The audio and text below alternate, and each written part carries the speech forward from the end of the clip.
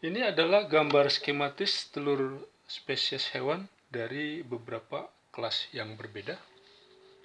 Ini telur dari kelompok hewan mamalia, ini dari kelompok aves, ini dari kelompok amfibia, dan yang terakhir ini adalah telur dari kelompok insekta. Kalau telur mamalia dia amati lebih detail, maka ada beberapa struktur yang bisa terlihat. Yang pertama adalah membran vitelin. Membran vitelin ini langsung berbatasan dengan membran sel telur yang ada di sisi dalamnya. Kemudian di luar membran vitelin ada zona pellucida. Di luar zona pellucida ada lapisan sel-sel granulosa yang tersusun sedemikian rupa sehingga tampak seperti mahkota. Nah, sel-sel granulosa ini, lapisan sel-sel granulosa ini kemudian dikenal dengan nama corona radiata. Dari kelompok amfibia ada katak, telur katak tampak seperti ini. Ada beberapa bagian yang bisa terlihat. Pertama adalah dua lapis membran vitelin, inner vitelin membrane dan outer vitelin membrane. Di antara kedua membran vitelin ini ada ruang atau space yang dikenal dengan ruang perivitelin, perivitelin space. Kemudian di lapisan terluar yang diameternya cukup tebal ini adalah jelly layer. Jelly layer ini tersusun atas mukopolisakarida. Nah, telur Drosophila tidak bulat seperti mamalia dan amfibia, tapi berbentuk lonjong seperti ini, sehingga ada bagian yang bisa disebut sebagai bagian anterior, tempat terdapatnya mikrofil, dan bagian posterior, tempat terdapatnya sel-sel kutub, bakal sel germinal. Kemudian kalau diamati dari lapisan-lapisannya, lapisan-lapisan sel telurnya, ada membran plasma yang tampak berwarna hitam ini, yang garis hitam adalah membran plasma telur. Nah, di luar membran plasma ada membran vitelin. Kemudian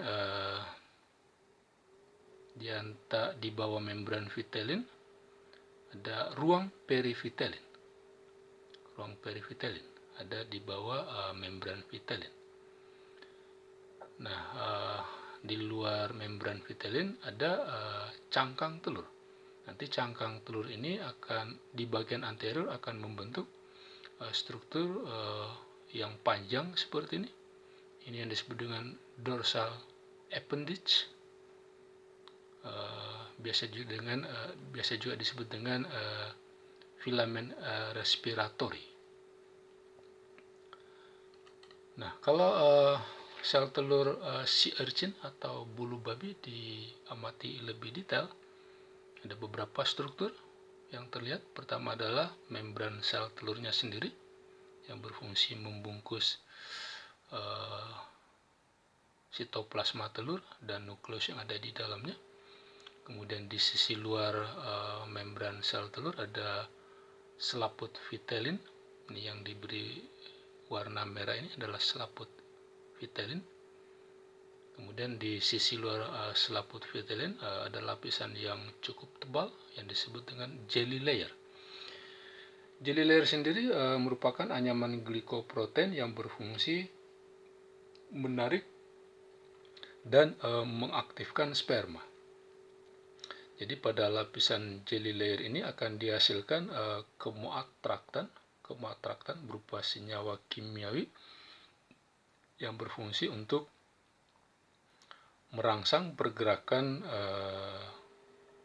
sperma dari spesies dia untuk datang mendekati telur. Nah, sementara membran vitelin menjadi tempat terjadinya pengenalan sperma dengan telur.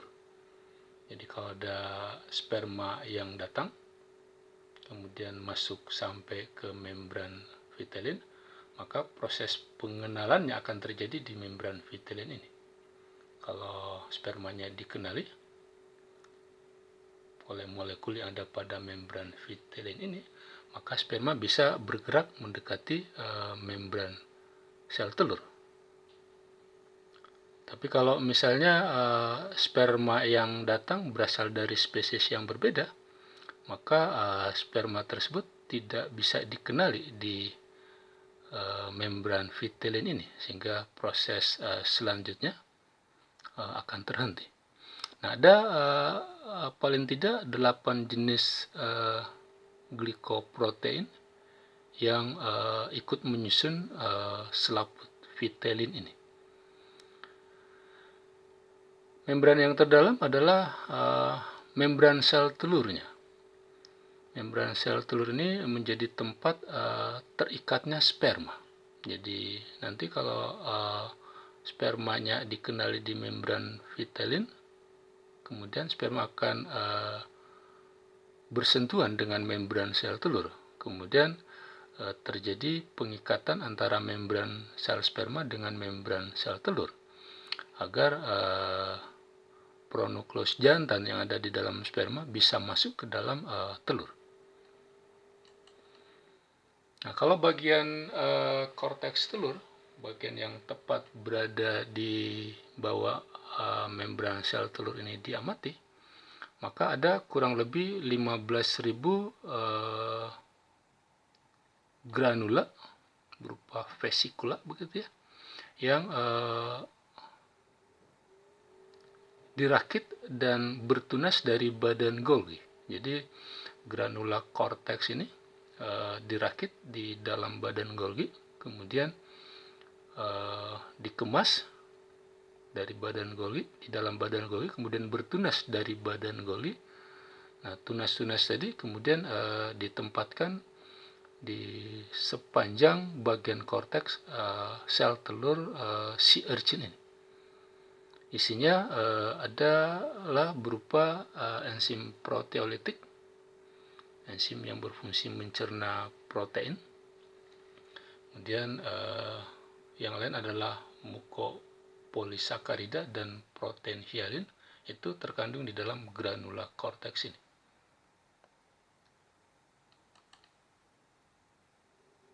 Nah, di dalam telur sendiri ditemukan bahan-bahan yang dibutuhkan, terutama pada tahap awal perkembangan embrio. Jadi seluruh bahan-bahan yang dibutuhkan pada tahap awal perkembangan embrio itu sudah tersimpan di dalam sel telur. Itu yang menjadi alasan mengapa ukuran sel telur harus jauh lebih besar dibandingkan dengan ukuran sperma. Karena sel telur harus menyimpan seluruh sumber daya yang dibutuhkan untuk tahap awal perkembangan embrionya. Beberapa jenis molekul yang bisa ditemukan di dalam telur diantaranya adalah protein. Protein ini berupa yolk atau kuning telur, biasanya disintesis di dalam hati, kemudian dibawa ke ovarium melalui aliran darah. Nanti di dalam ovarium yolk atau kuning telur itu akan dimasukkan ke dalam sel telur melalui satu proses yang disebut dengan mikropinositosis. Molekul lain yang ditemukan di dalam telur adalah ribosom, termasuk tRNA dan messenger RNA. Karena pada tahap awal perkembangan embrio akan terjadi lonjakan sintesis protein, terjadi sintesis protein secara besar-besaran, terutama protein-protein yang dibutuhkan dalam tahap awal perkembangan embrio. Oleh karena itu, messenger RNA yang berfungsi mengkode atau menyandi protein-protein yang berperan di dalam tahap awal perkembangannya, itu sudah harus tersedia di dalam telur. Nah, beberapa messenger RNA tertentu itu terlokalisasi pada daerah telur tertentu. Kalau Anda masih ingat, telur insekta, telur Drosophila, yang melokalisasi messenger RNA bicoid di bagian paling anterior telurnya, dan melokalisasi melokalisasi messenger RNA nanos di bagian paling posterior telurnya. Molekul lain yang bisa ditemukan adalah faktor morfogenik, faktor-faktor yang dibutuhkan untuk menginisiasi terjadinya diferensiasi embrio, termasuk faktor-faktor transkripsi yang berfungsi mengatur transkripsi gen-gen tertentu, terutama gen-gen yang dibutuhkan kehadirannya pada tahap awal perkembangan embrio. Di samping itu, di dalam telur juga terkandung senyawa kimiawi yang berfungsi melindungi telur, baik dari gangguan fisik maupun dari gangguan kimiawi. Biasanya berupa antibodi atau alkaloid, termasuk enzim-enzim yang berfungsi untuk memperbaiki struktur DNA yang rusak akibat hadirnya senyawa-senyawa kimiawi atau faktor-faktor fisik yang bisa merusak DNA. Enzim perbaikan DNA-nya sudah tersedia di dalam sel telur sebelum fertilisasi terjadi. Nah, untuk mendapatkan gambaran tentang proses pematangan sel telur, maka pada video ini akan dijelaskan proses tersebut dengan menggunakan proses pematangan telur pada manusia.